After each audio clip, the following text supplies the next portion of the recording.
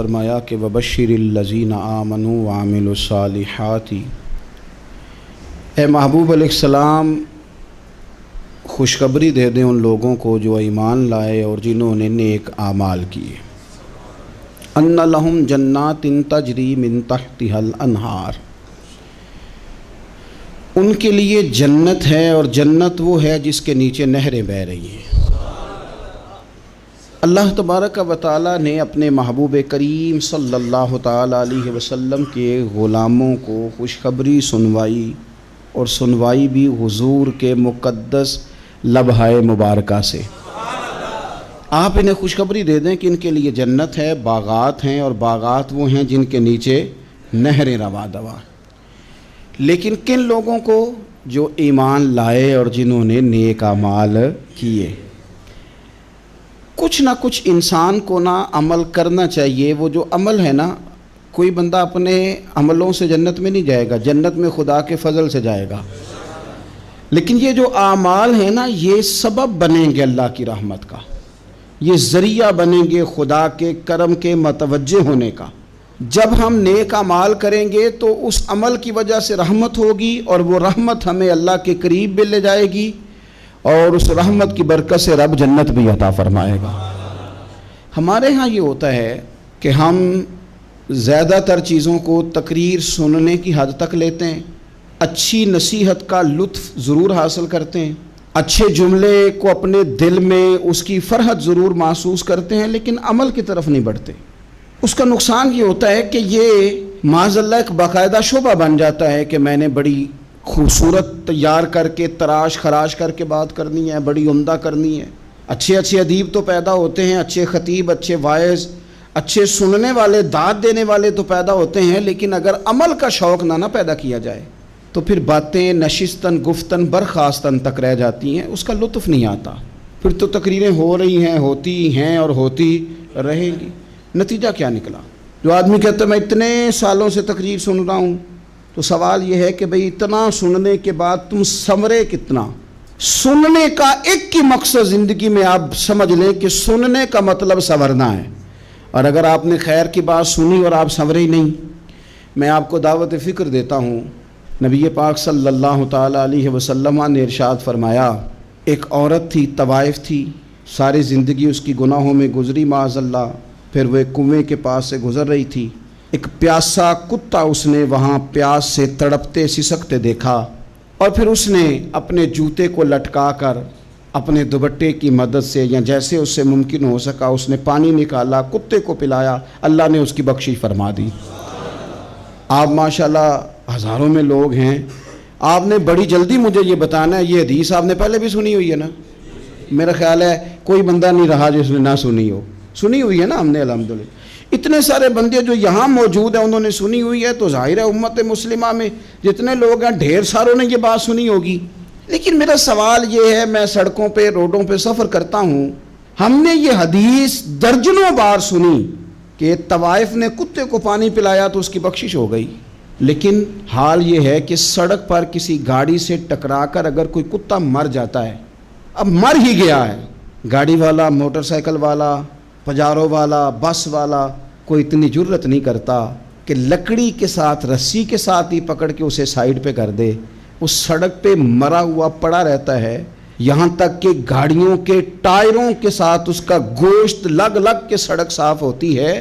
اس محبوب کے ماننے والے جس محبوب نے بتایا کہ طوائف نے پانی پلایا تھا، اور ہمیں سمجھ بھی آ گئی اور حدیث پڑھ بھی لی اور سن بھی لی، پھر اس ملک کی جو مسلمانوں کا ملک ہے اس کی سڑکوں پر مرے ہوئے کتوں کو اٹھائے بھی کوئی نہ، اور زخمی کتا زخمی ہو ہی گیا ہے، اب اسے سڑک سے سائیڈ پہ ہی کر دیا جائے کم از کم، تاکہ اس کی اگر جان باقی ہے تو بچ جائے۔ تو پھر مجھے بتاؤ نا میرے دوستو، ہم نے کس لیے تقریریں سنی ہیں، کس لیے خطبے سنے ہیں؟ واعظ و نصیحت کی مجالس کا مطلب ہم نے کیا سمجھا ہوا ہے؟ تقریر، تحریر، تصنیف، اچھی گفتگو، اچھا جملہ، اس کا معنی ہم کیا سمجھتے ہیں؟ تو آج جو خوبصورت گھڑیاں شب برات کی صورت میں ہمیں نصیب ہونے جا رہی ہیں، اس سے پہلے اپنے دل میں یہ ارادہ کرو کہ رب کریم نے ہمیں جتنا دین کا فہم دیا ہے، سمجھ دی ہے، علم دیا ہے، ہم ارادہ کرتے ہیں اب ہم صرف سنیں گے نہیں، پڑھیں گے نہیں، صرف بیان ہی نہیں کریں گے، ہم عمل بھی کریں گے۔ کوئی تھوڑا سا نا عمل کا راستہ بھی تو میرے عزیز ہونا چاہیے. اب مطلب بہت ساری جگہوں پہ جانے کا موقع ملتا ہے تو لوگ کہتے ہیں پیر صاحب ناراض نہ ہونا، ہم نے بڑا بندوبست کیا ہوا ہے، تقریر ذرا نہ سوا کو گھنٹہ کرنا. تو میں کہتا ہوں مثلاً آپ مجھے بتائیں نا، سوا گھنٹہ تقریر کرا کے آپ نے کیا کرنا ہے؟ اگر تو آپ نے اس لیے بلایا ہے کہ جناب ایک بات سنیں گے، ایک واز ہوگا، سر دھنیں گے، تو وہ تو مجھے آتا ہی نہیں. تو میں تو مختصر بات کروں گا اور اتنی کروں گا جس کی ضرورت محسوس کروں گا. لمبی چوڑی تقریروں کا کیا مطلب ہے؟ ہم کیا چاہتے ہیں سوائے اس کے کہ جناب بات بڑی اچھی کانوں کو لگ رہی ہے، مزہ بڑا آ رہا ہے، تو آپ نے لیا کیا؟ نتیجہ کیا نکلا؟ میرے رسول پاک علیہ السلام کے صحابہ جو حضور سے نصیحتیں لیتے تھے وہ کیسی تھی؟ حضرت عبداللہ بن بصر رضی اللہ تعالیٰ عنہ حاضر بارگاہ ہوئے، آ کے عرض کی یا رسول اللہ صلی اللہ علیہ وسلم، میں آیا ہوں سونے، پتہ نہیں دوبارہ آ سکوں کہ نہ آ سکوں. حضور پتہ نہیں موقع ملے نہ ملے، ایک بات مجھے بتا دیں، میں اس پہ عمل کروں گا، میری زندگی بھی بن جائے اور آخرت بھی بن جائے. تو کریم محبوب نے فرمایا عبداللہ زبان کو خشک نہ ہونے دینا، اس کو تر رکھنا. تر حضور کس چیز سے؟ فرمایا اللہ کے ذکر سے تر رکھنا. زبان اللہ کے ذکر سے تر رہے، ہر وقت رب کی یاد رہے، تیری دنیا بھی بن جائے گی اور آخرت بھی بن جائے گی. تو میرے عزیز اپنی زندگی کے اندر اب ہم نے عمل کرنا ہے.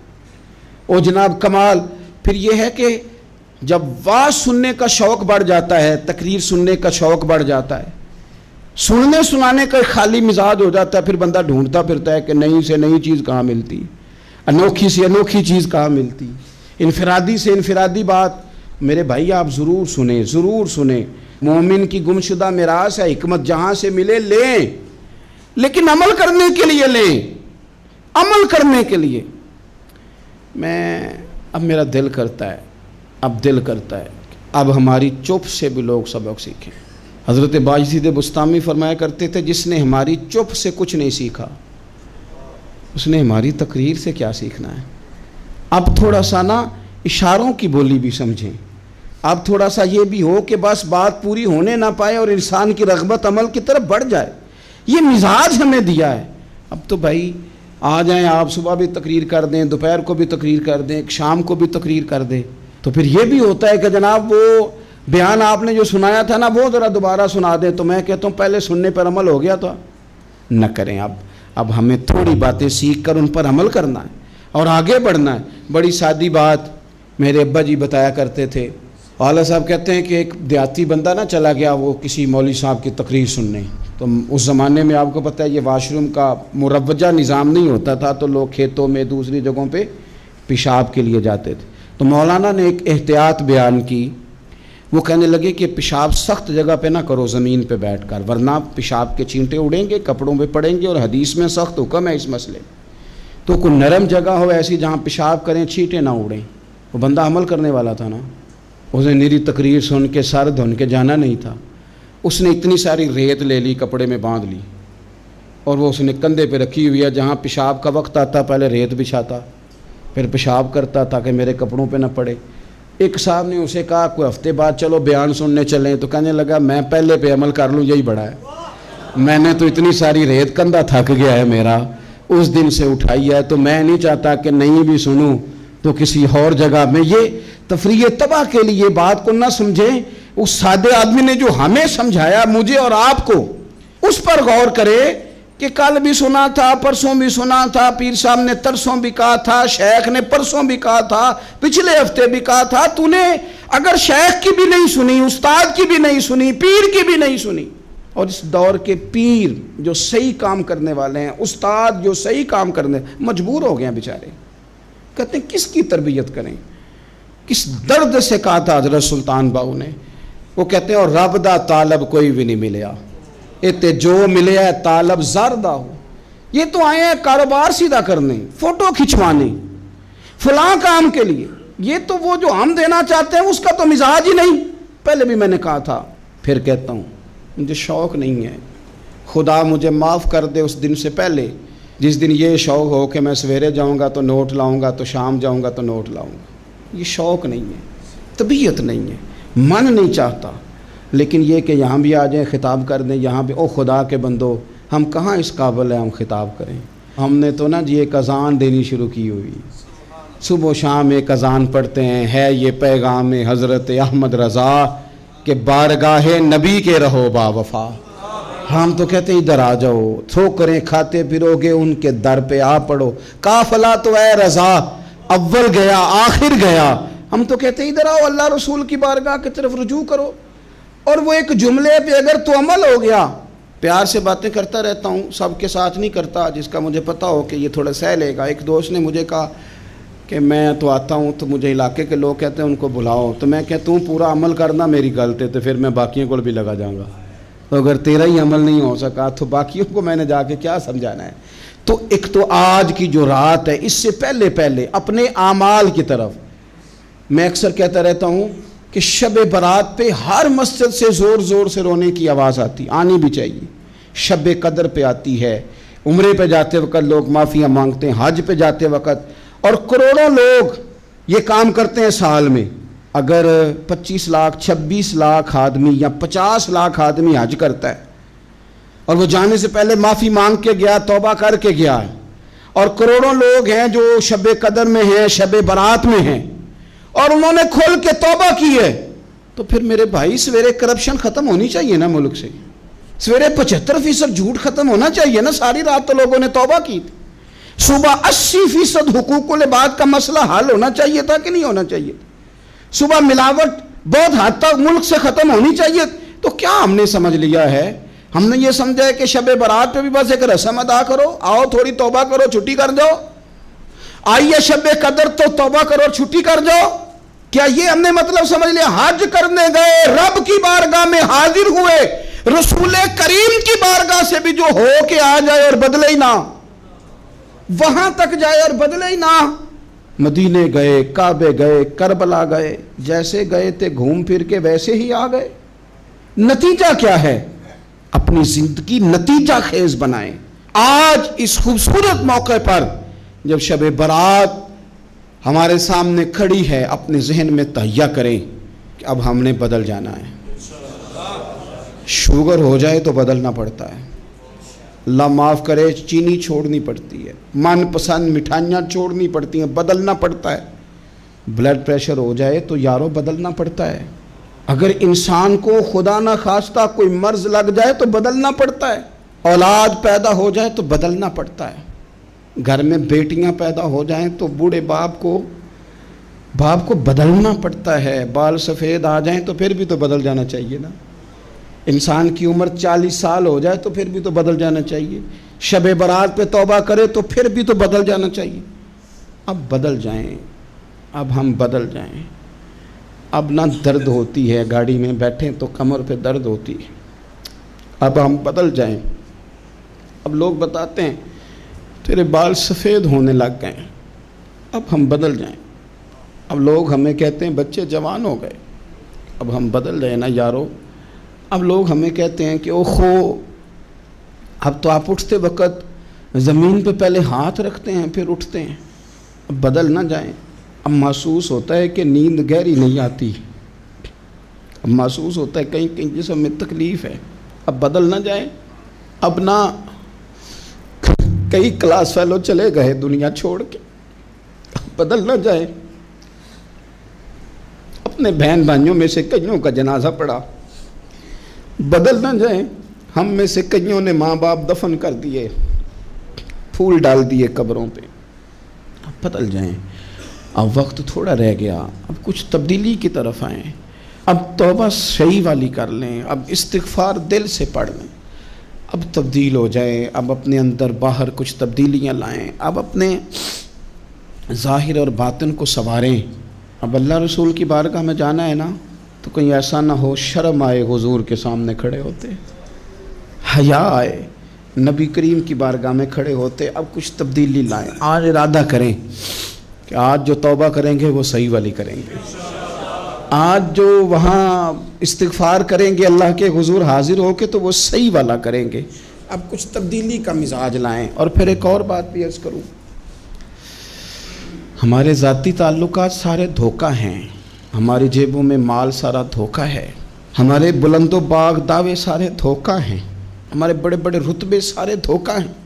بڑے تعلقات تھے بیٹے کے، پر ماں بیمار تھی تو اسے صحت تو نہیں تعلقات کی وجہ سے مل سکی۔ بڑے تعلقات تھے نا بیٹے کے، لیکن جب بیماری زور پکڑ گئی تو پھر کیا کر سکا کوئی۔ بڑے تعلقات تھے، بڑا پیسہ تھا جیب میں، بڑا کچھ تھا، لیکن جب جناب اسرائیل آئے تو پھر کوئی کچھ بھی نہ کر سکا، پھر اپنے رہ گئے، اور جس کو جانا تھا وہ سب چلے گئے۔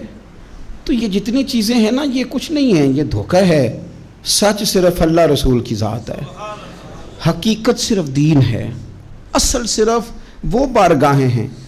دھوکے میں نہ زندہ رہو، چھوڑ دو یہ بات کرنی کہ بڑے تعلقات ہیں، چھوڑ دو یہ بات کرنی کہ بڑا پیسہ ہے، چھوڑ دو یہ بات کرنی کہ برادری قبیلے علاقے میں بڑا، اور کچھ بھی نہیں ہے۔ کل من علیہ فان، ہوئے نامور بے نشاں کیسے کیسے، دیکھو زمین کھا گئی، نوجوان کیسے کیسے۔ میں مولانا نورانی کی قبر پہ کھڑا تھا تو میں کہہ رہا تھا مقدور ہو تو خاک سے پوچھوں کہ اے لئیم تو نے وہ گنج ہائے گرا مایا کیا کیے، اتنے بڑے لوگ تو لے گئی، اتنے بڑے لوگ قبروں میں کدھر گئے؟ سلطان محمود غزنوی کہاں ہیں؟ شہاب الدین غوری کہاں ہیں؟ وہ لوگ جو میدانوں میں آ کے صرف ان کا نام لیا جاتا تھا تو دنیا کانپ جاتی تھی، وہ کہاں گئے؟ اٹھ گئے سب لوگ، چلے گئے، ختم ہو گیا معاملہ۔ وقت اب ہماری طرف بڑھ رہا ہے، اب تیزی ہے، اب پیغام اجل آیا، کئی ہمارے ارد گرد سے اٹھا کے لے گیا، اب ہمیں بھی تو واپس لوٹنا ہے نا، تو کچھ تیاری کر لیں، کچھ ارادہ کر لیں۔ اور بارگاہ رب رسول کی اس طرح کی ہے کہ بس جانے کی دیر ہے، بس صرف جانے کی دیر ہے، صرف جانے کی۔ اور اللہ رسول کی بارگاہ دوستو وہ والی ہے کہ جہاں نا زیادہ منت بھی نہیں کرنی پڑتی۔ وہ جو 4-5 لوگ تھے نا مکہ مکرمہ میں، انہوں نے بہت ہی اسلام کی مخالفت کی حد کر دی تھی، ان کے لیے حکم ہوا تھا جہاں ملے قتل کر دو۔ اکرمہ تھے، ابن قتل تھے، کچھ اور لوگ تھے، تو پتہ ہے ان کو کسی نے مشورہ کیا دیا تھا؟ کسی کافر نے مشورہ دیا، پر پتہ صلاح کیا دی تھی؟ اس نے کہا تھا تم نے بڑی زیادتیاں کی ہیں، بڑے بے ادب ہو، کسی صحابی کے قابو نہ آنا، مار دیے جاؤ گے، اپنی خطاؤں کے سبب سے تم مار دیے جاؤ گے، لیکن اگر کسی طریقے چھپتے چھپاتے رسول پاک کی بارگاہ میں پہنچ جاؤ نا، اگر وہاں کسی طریقے چلے جاؤ۔ ہم نے پوچھا معافی کیسے مانگیں گے، منہ کیسے دکھائیں گے، ہم نے اتنے ظلم کیے، اتنی زیادتیاں کی، کیسے معافی مانگیں گے؟ تو کہنے والے نے کہا کہ نہیں کچھ نہیں، تم بس کہہ دینا ہم آ گئے، اس سے زیادہ تو بات ہی کوئی نہیں، اتنا ہی تو صرف کہنا ہے، آ گئے، اور نہ آتے تو جاتے بھی کہتے، بس تم اتنا کہہ دینا ان العبد اذا اعترف ثم تاب تاب اللہ علیہ۔ نبی کریم علیہ السلام نے فرمایا بندہ جب آ کے کہتا ہے نا یا اللہ میں بھول گیا تھا، غلطی ہو گئی، ان العبد اذا اعترف، مان جو گیا ہوں، غلطی ہو گئی، جب کہتا ہے نا میں بھول گیا، ثم تاب، پھر وہ توبہ کرتا، تاب اللہ علیہ، اللہ دیر کرتا ہی نہیں، فوراً توبہ کو قبول فرما لیتا۔ ہمارے ہاں نا کچھ لوگ تو طبعاً سخت ہیں، اللہ معاف فرمائے، اور کچھ رد عمل کے طور پر سخت ہو گئے، کچھ باتیں دلوں میں بیٹھ گئی ہیں جنہوں نے طبیعتوں کو سخت کر دیا ہے۔ کبھی کہیں آپ بہو سے کہ چلو بوڑھی ساس سے اگر کبھی کو بات سخت نکل گئی ہے تو معاف کر دے، وہ تیار نہیں ہوتی، وہ کہتی ہے تمہیں پتہ نہیں میرے ساتھ کیا کچھ ہوا۔ کبھی ساس سے کہا جائے نا چلو بھول گئی تھی بچی تو آپ درگزر کر دیں، تو کہتے ہے تمہیں پتہ نہیں میرے اندر سختی کتنی آ گئی ہے، دکھ کتنے بیٹھ گئے۔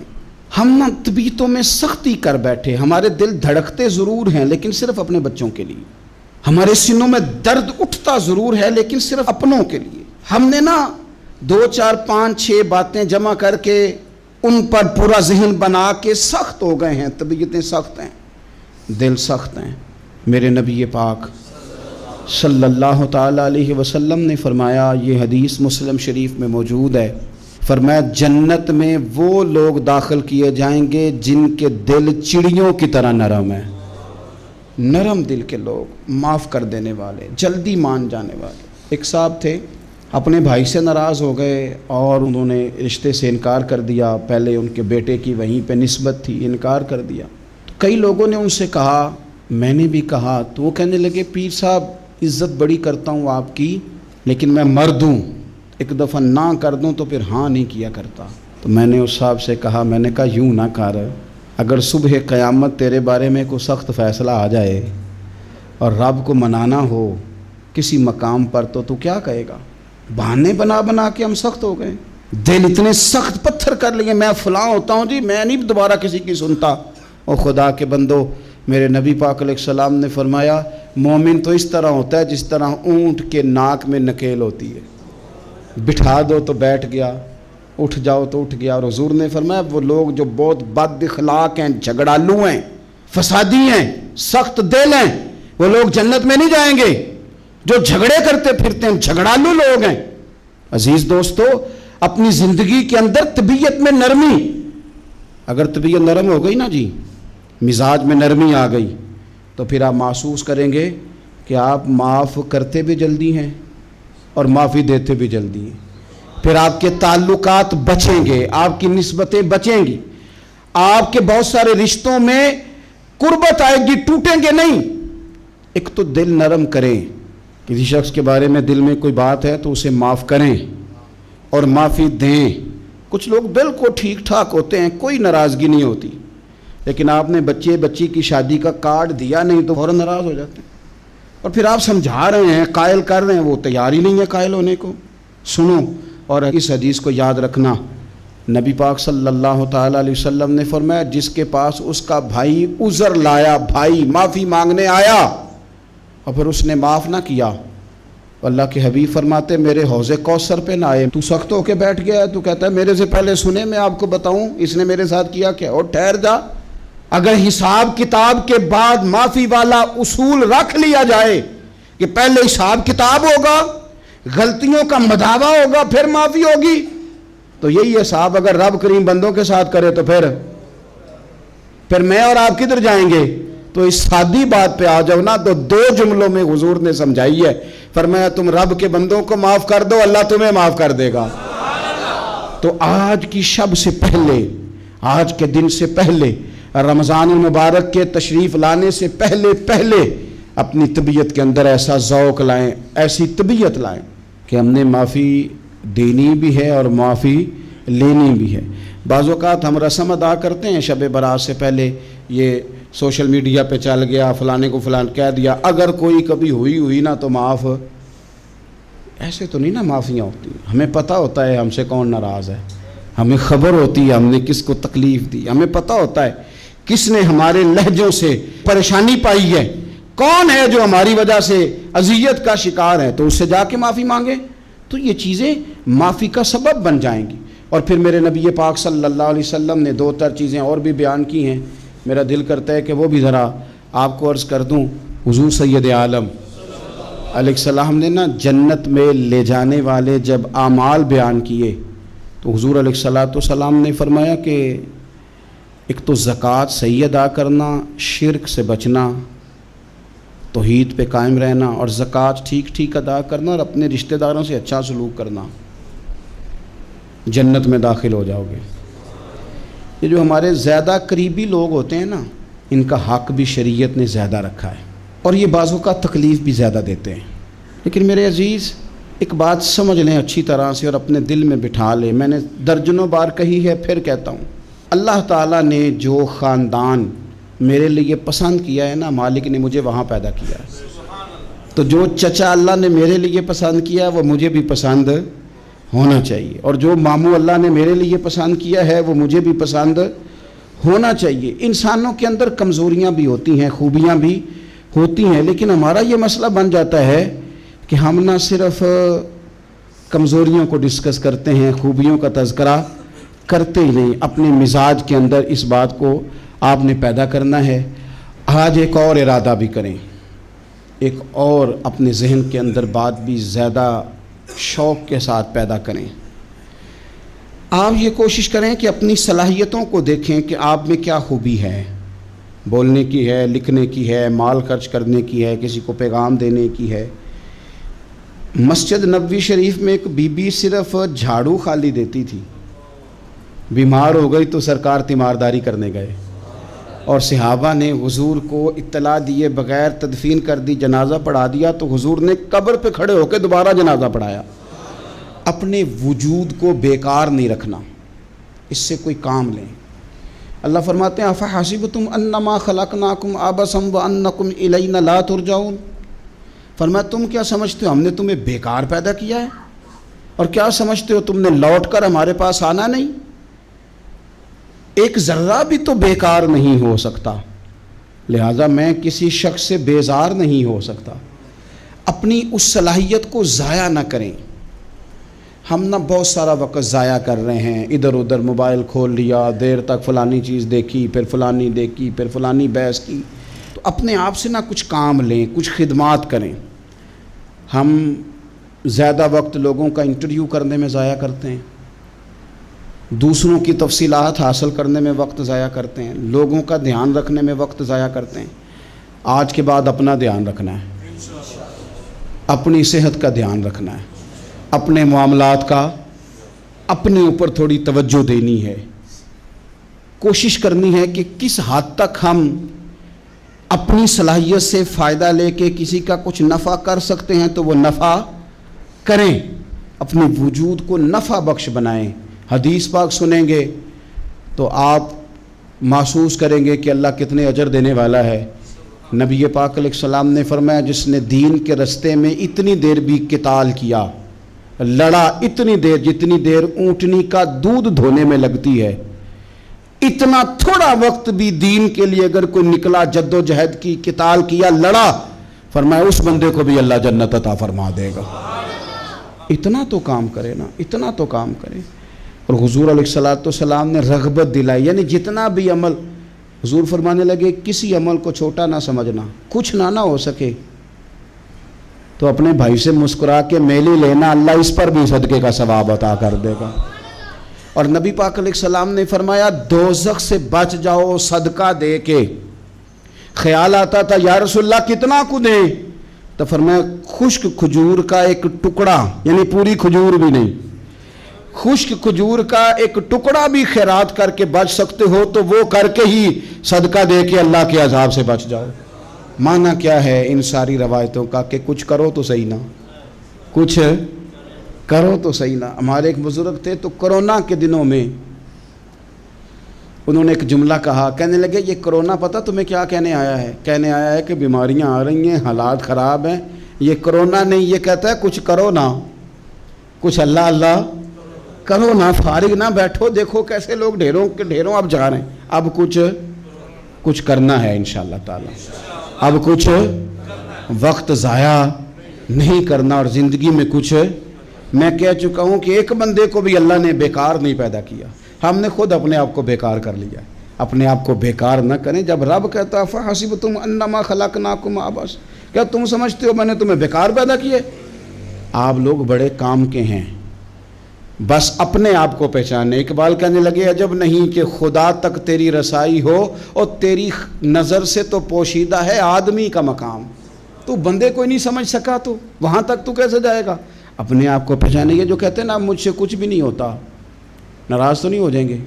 یہ کچھ کرنا نہیں چاہتے، یہ صرف ادھر ادھر دھیان رکھ کے ایک فوٹو چڑھا کے ادھر بھاگ ادھر اپنے نفس کو راضی کرتے ہیں۔ نفس بس کہہ رہا ہے آج یہ کر لو تو وہ کر لیا، ادھر دیکھ لو تو ادھر دیکھ لو۔ اس سے نکلیں، مثبت، مضبوط، مستحکم ارادے کریں اور پھر